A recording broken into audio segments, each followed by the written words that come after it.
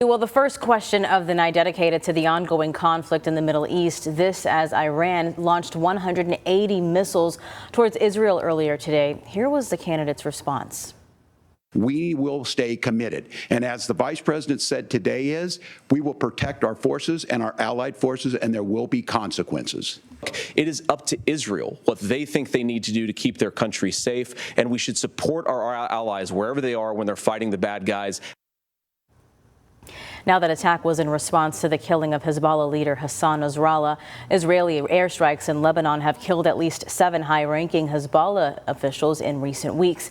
Now, the Israeli military says some Iranian missiles have made direct impact in central and southern Israel. Now, tensions between Israel and Iran have increased significantly in recent weeks as Israel has stepped up its efforts against Hezbollah in Lebanon. The militant group is backed up by Iran. The threat of a region-wide war inches closer as the one-year mark looms just days away since the first attack on Israel by Hamas. Now, that threat has raised anxiety within our local borders. Governor Kathy Hochul taking to X earlier today, saying state police have been directed to increase patrol of at-risk locations across New York.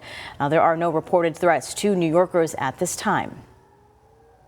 Now, these attacks come just days before those of the Jewish faith celebrate their new year. Now, a time of celebration, now somber for so many. Tonight, I bring you the voice of the Jewish community to you as leaders here in Western New York share the importance of finding joy with loved ones and faith during these dark times.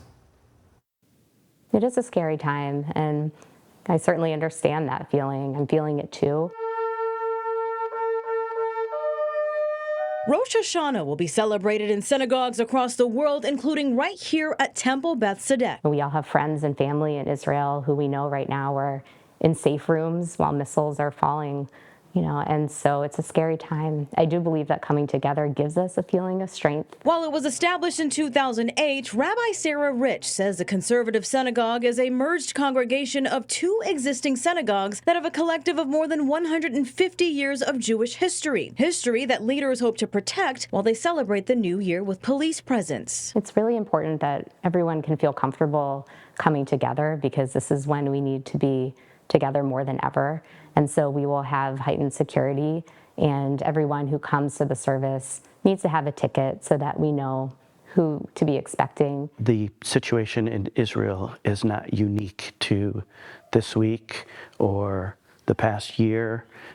It's a continual situation that we address and we deal with. Almost 1 year ago, on October 7th, Hamas killed more than 200 innocent Israeli civilians, including American citizens. And just Tuesday morning, a terror attack happened in Tel Aviv, Israel, that killed at least 7 and injuring several others with a gun and knife. Synagogue member Armand Morrison says despite this, Jews try to focus on the spirit of the Jewish New Year. Typically, most Jewish households, they're getting ready by cooking traditional Jewish food. Brisket and chicken soup with matzah balls and potato kugel and things of that nature. And heightened prayers. This just adds to the need, that we have to come and do that together.